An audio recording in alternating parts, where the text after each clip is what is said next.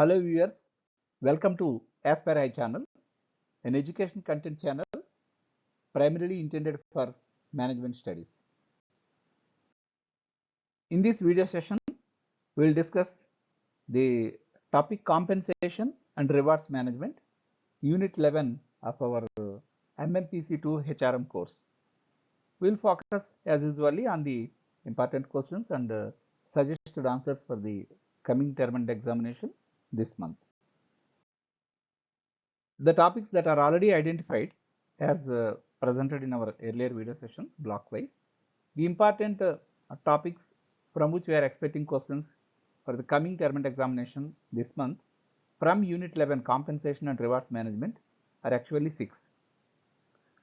So we are also expecting a 20 marks question this time from this particular unit, and because short notes have come last June 2024.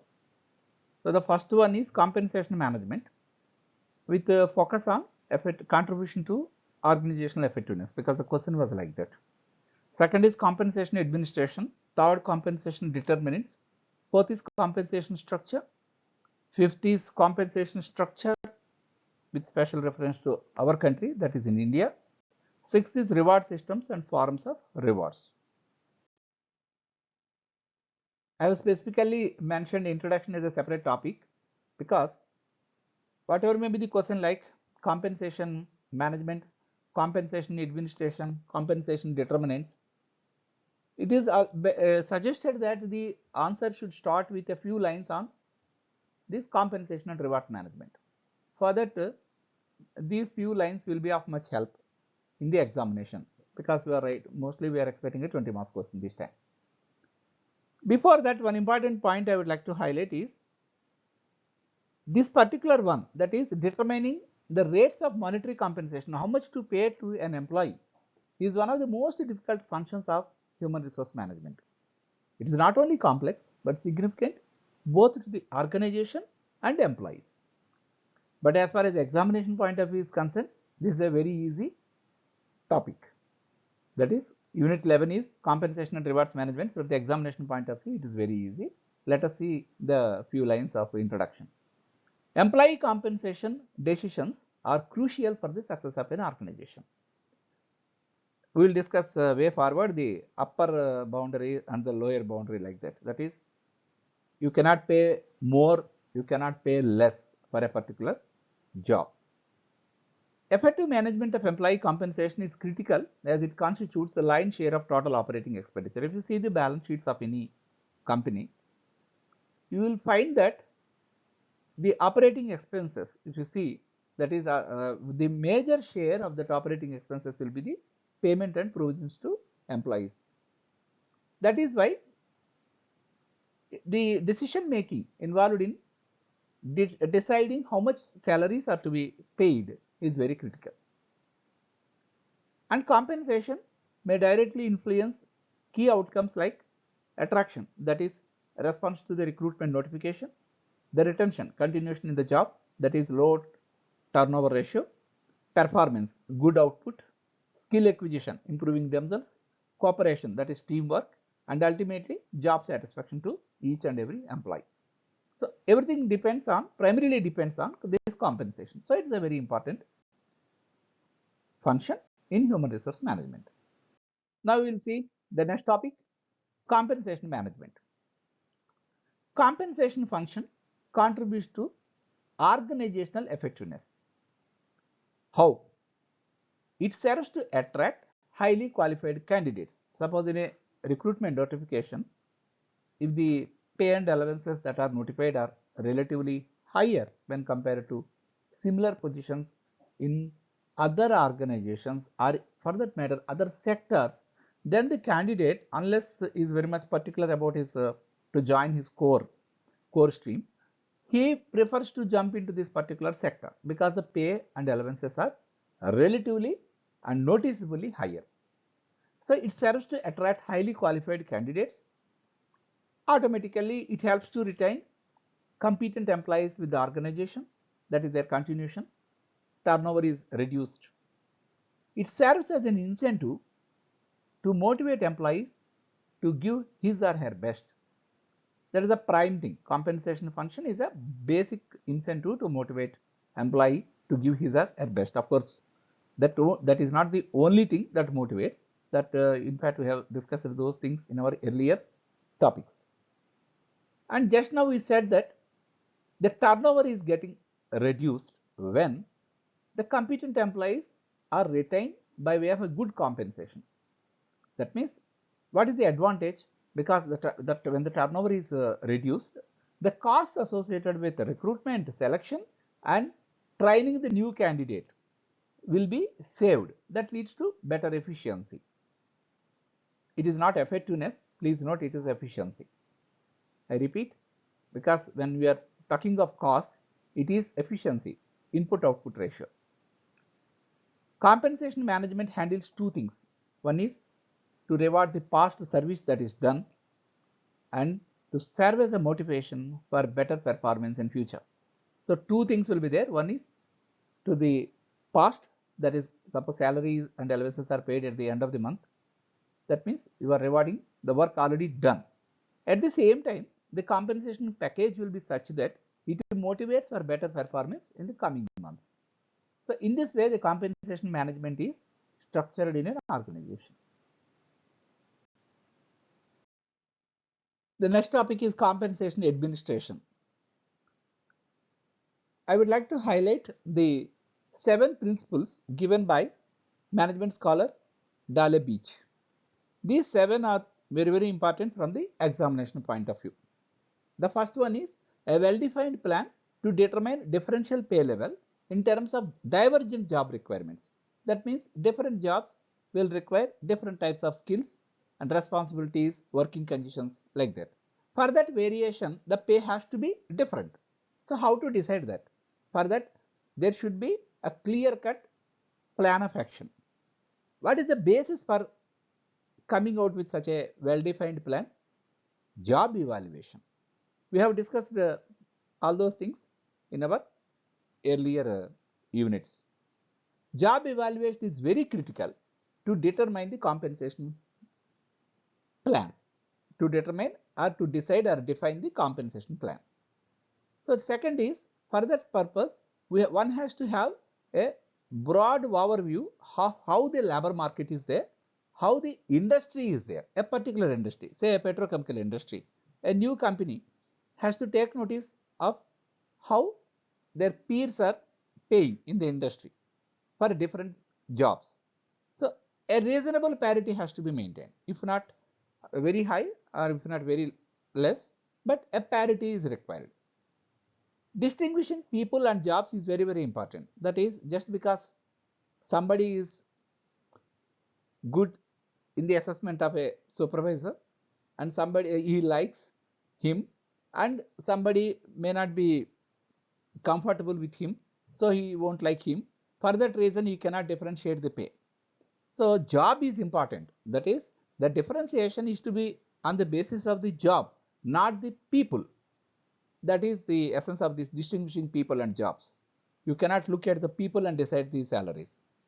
And fourth important thing is the equal pay for equal work. In fact, there are several pronouncements of the apex court in our country, equal pay for equal work, that has also to be taken note of. Next is, this particular plan, it should be such that there should be an equitable measure for the recognizing individual differences, So when we said that based on the job requirement, some differences, basic differences will be there. At the same time, there will be some differences in the individual also, in their ability and contribution. There should be some variation in pay, that is accepted.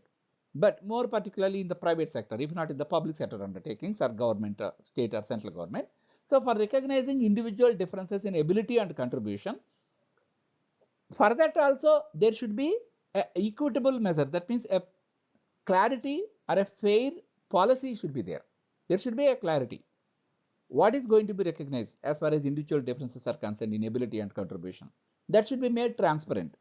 Then that is accepted as equitable measure because it is made transparent and it is appears to be very much fair.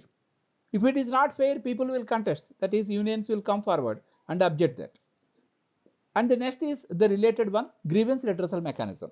Suppose the mechanism that is put in place, the management says that it is good and it is able to recognize the individual differences in ability and contribution, but it is not liked by some group of people. They will definitely vent their feelings in the grievance redressal mechanism that is put in place by the organization. That is also important. Their organization sometimes has to go back and come out with a new plan of action as far as compensation administration is concerned. And moreover, not only employees, employees are represented through their structured groups, that is unions, organized unions. They are to be informed of the procedure. That means they are to be taken into confidence of how you are fixing your wage rates to your employees. Okay. So when unions are taken into confidence, definitely the friction will be very much minimal. That means what we call good industrial relations will be maintained. So in this way, the compensation administration is to be understood, and the basis for the entire plan of action deciding the compensation is basically job evaluation. Other factors are already now discussed, that is equal pay for equal work is to be taken care, and you have to be conscious of what is happening in the industry and in the labor market, and for recognizing differences in ability and contribution of individuals, there should be a clear and fair policy which should be made transparent. So this is all about compensation administration. Next comes the topic compensation determinants. What are the determinants of compensation? Okay, we have accepted that there will be individual differences in pay within the organization. What are the factors that are acceptable by everybody? The experience and the length of service, education, performance, and other individual differences. So for example, what happens is in a particular cadre of even having the same level of experience, sometimes what happens is certain technical qualifications, some certifications are given high weightage. So one additional increments will be put in place. That means the compensation plan will come out with such a policy. Then what will happen? Automatically those who are having those technical certifications will get more pay by way of additional increments. That is a difference in pay even within the organization, even having the same length of service. So the differentiation is attributed to those technical qualifications or certifications. Next is the product market. These 2 points, product market and labor market, are very important as far as compensation determinants are concerned. So what happens is an industry is having a level playing field of paying salaries at a certain level. So a new entrant to this particular industry, if it wants to pay more, maybe to attract good talent, okay, but it will have a problem. What happens is the constraints of technology, raw material, product demand and pricing will be similar for all the companies in a particular sector. So what happens is organizations in a particular industry will have the same type of difficulties. So if they want to pay more, automatically their costs, because other factors being common, the cost will increase. When the cost increases, your product is to be priced high and you cannot compete in the market. Ultimately, you are going to be the loser. So product market competition places an upper boundary on your pay level. You cannot pay more than the mean level of payment of the industry in which you are operating.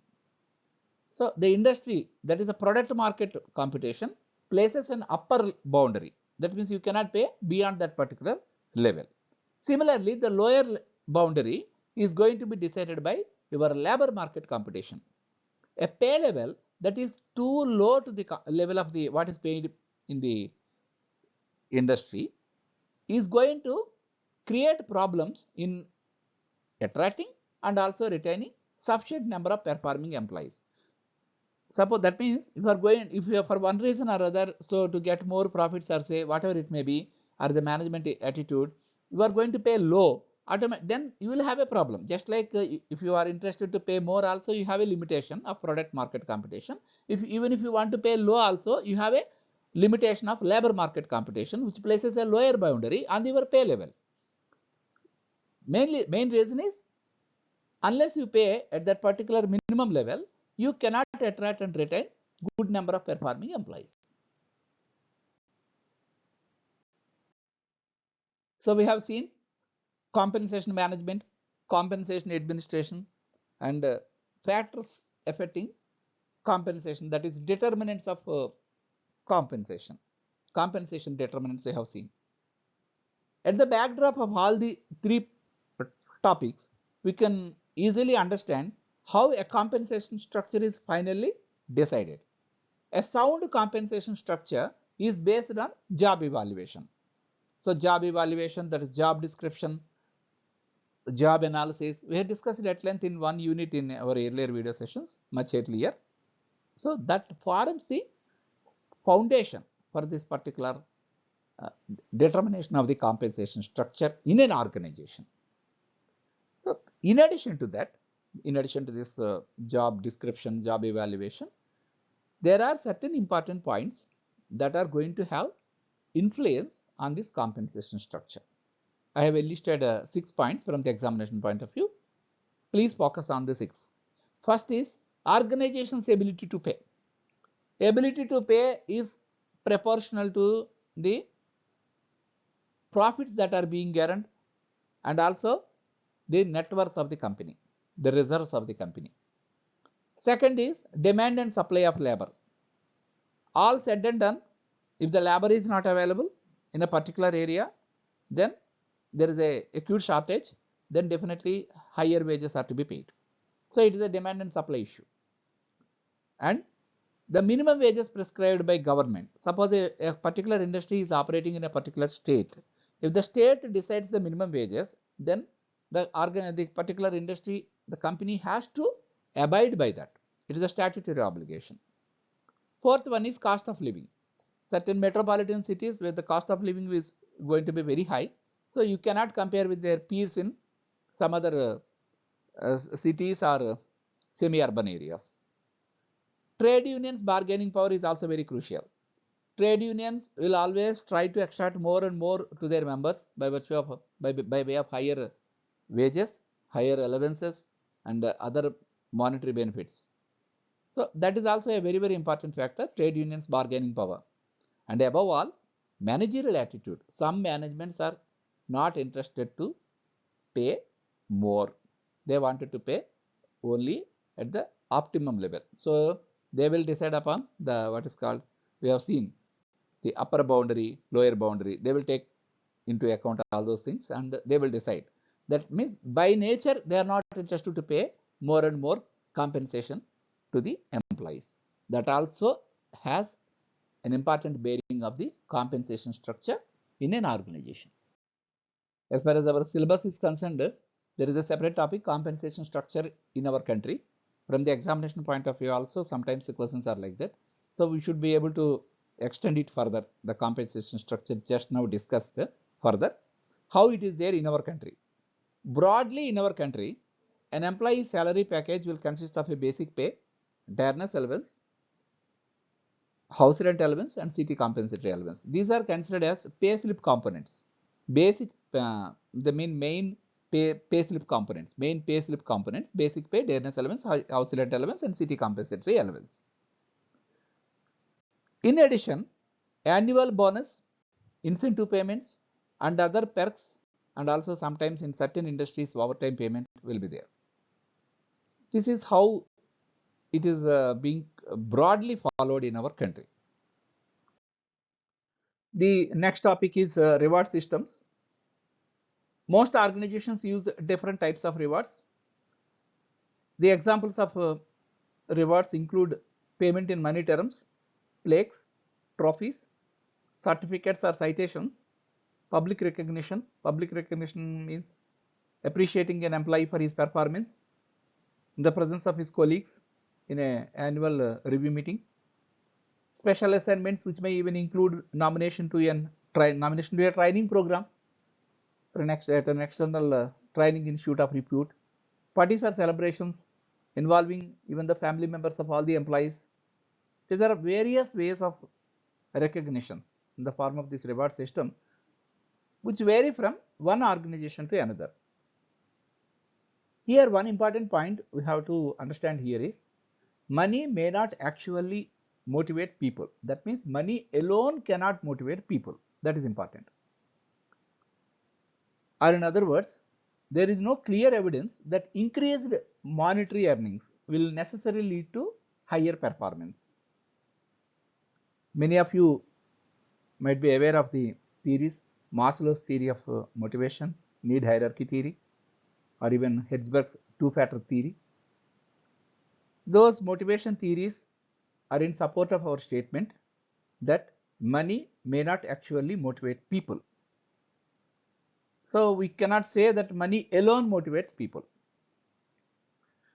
That is why the credit of salary at the end of the month or in the first day of the next month will not have much influence as a motivation for better performance, more particularly in public sector undertakings and government undertakings.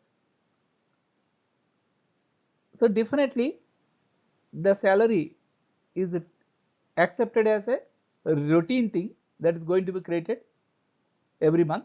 So there is no incentive in as such. That means it is not going to act as a stimulator. The credit of salary every month is taken for granted. So it is not going to stimulate the employee for better performance. So that differentiation one has to understand when we move forward to the other points of discussing how the reward system is actually put in place in an organization.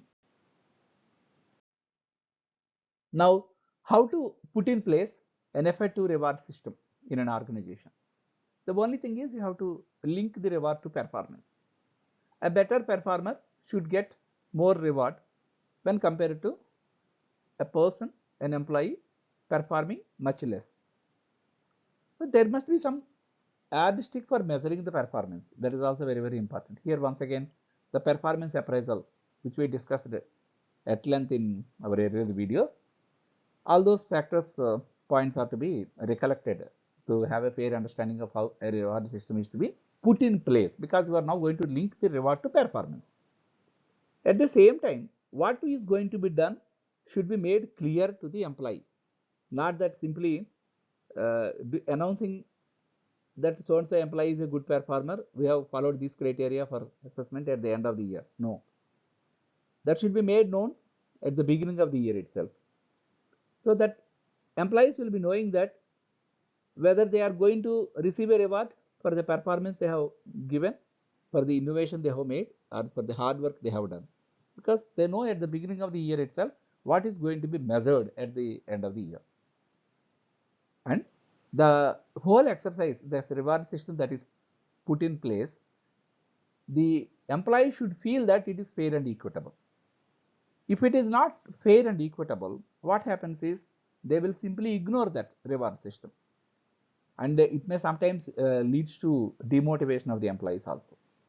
So for that purpose, to attract, motivate and retain qualified and competent employees, every organization should offer rewards comparable to their competitors, what the other companies, other organizations in a particular industry, what they are doing. It should be reasonably comparable.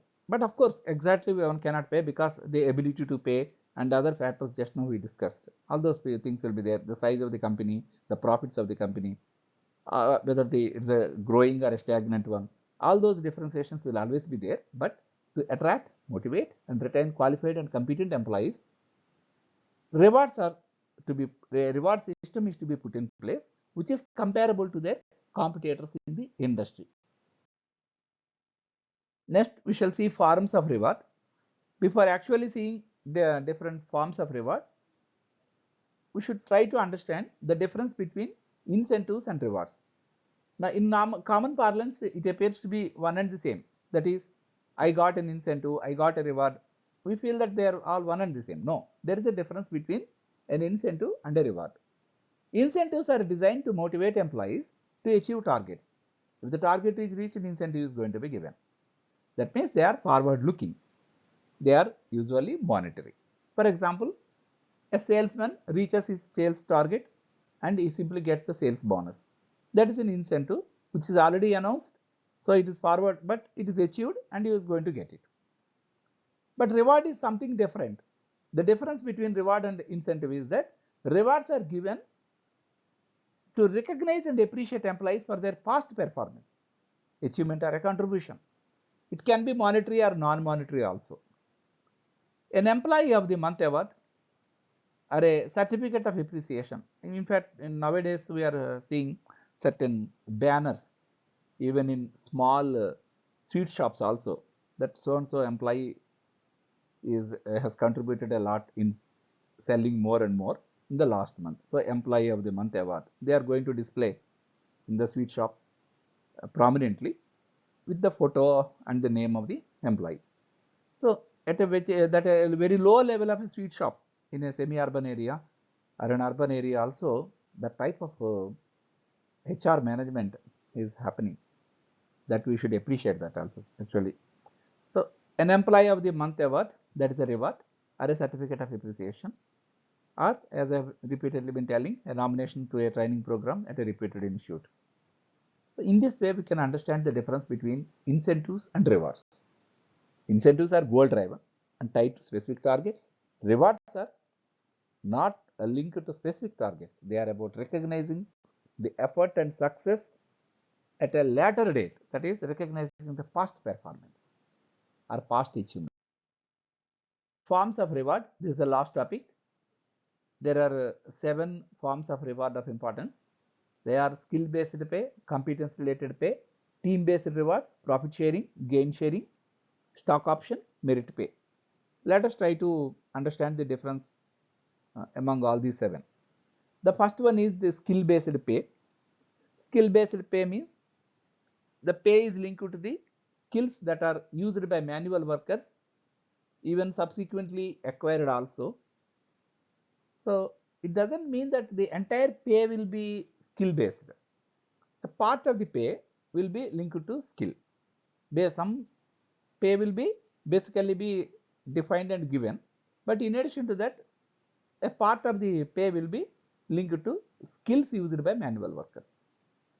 So when it comes to higher level of people, that is managerial level, instead of skills, we call it as a behavior and attributes to perform the role, and the wording is now different. It is competence related pay. Both are same, but it is a lower level and it is a higher level. Competence related pay for higher level positions, managerial positions, the behaviors and attributes to perform the role are going to decide the pay. Here also a part of the pay.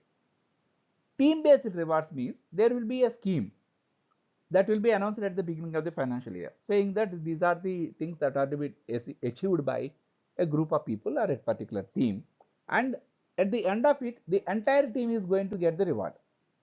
The entire team is going to get the reward. Say they may be allowed to go to an outing and spend the whole day. The entire expenditure will be reimbursed by the organization. So that means it is a team based reward. Performance also team based performance. No question of individual differentiation. So the entire team will get that reward. The entire team will get the benefit and enjoy it. Profits, but all those things are to be defined at the initially itself, not simply getting announced at the later date, but they should be defined at the beginning of the financial year. It should be fair and it should be transparent, made known to the entire team. The fourth one is the profit sharing. Profit sharing means, very simple to understand. If the pay is linked to profit to certain extent, every employee will feel that the company is going to get more and more profits, my pay is going to increase. That is, labor costs become variable and they are linked to the ability to pay. Ability to pay will increase once the profits go on increasing for the organization or the company. And another is gain sharing, but the difference between profit sharing and gain sharing is, here in this case, it is not related to or linked to profits, but related to productivity, which is going to be defined. Productivity means nothing but input output ratio, that is going to be defined, and rewards are linked to that productivity. Here in this particular thing, one important point is the goal is to link pay to performance outcomes that employees can control. That means that they are within the means of the employees, that productivity can be managed by the employees. That means it can be improved by the employees. Only such things will be defined. Otherwise, it will not have any impact on the employees. They won't focus much on gain sharing as a reward, because anyhow they are not going to get it. That type of exercise is not an useful exercise. And the next one is a stock option, providing specific number of stocks at a specific price to the employees. What happens is they can enjoy the advantage of, after some time, the appreciation in the market value of the stocks of that particular company itself. The difference is the gain. Stock option. Here also, if the company is going to perform well, automatically the stock market will have a positive reflection of the shares of that particular company. Then automatically everybody who is holding the stocks, all these employees will get the benefit of it. They will have a feeling of identification with the organization. That is important here. What happens is, by giving stock option, it enhances the employee identification with the organization. That point also we have to specifically mention. Not just monetary gain by having those stocks at a specific price and having appreciation in the market value of the stocks. That is not the alone thing that is to be noted here. This stock option will enhance employee identification with the organization. That is important. And the last one is the merit pay. Merit pay means this is linked to performance appraisal, which is supposed to be fair and objective, and the supervisor will decide the performance. But based on that, merit pay means additional increments, 1 or 2 increments will be granted to the particular employee based on his effective performance. This is how the merit pay is understood. So, skill-based pay, competence-related pay, team-based rewards, profit sharing, gain sharing, stock option, merit pay. If this question is asked in the examination, it is better to write point-wise. I mean, all the 7 forms of reward are to be mentioned, and 1 line each on each point, each particular form of reward is to be mentioned. So, this is how we have discussed all the important topics from the examination point of view with respect to this unit 11, compensation and rewards management. Thanks for watching. We shall meet in our next video presentation coming up very shortly, as the term examination is fast approaching. All the viewers are requested to subscribe to the channel if not done already. Feedback in the comment section is most welcome, and already some comments are received. They are being examined, and I will react to them at a later date in my subsequent videos. Once again, thank you for watching.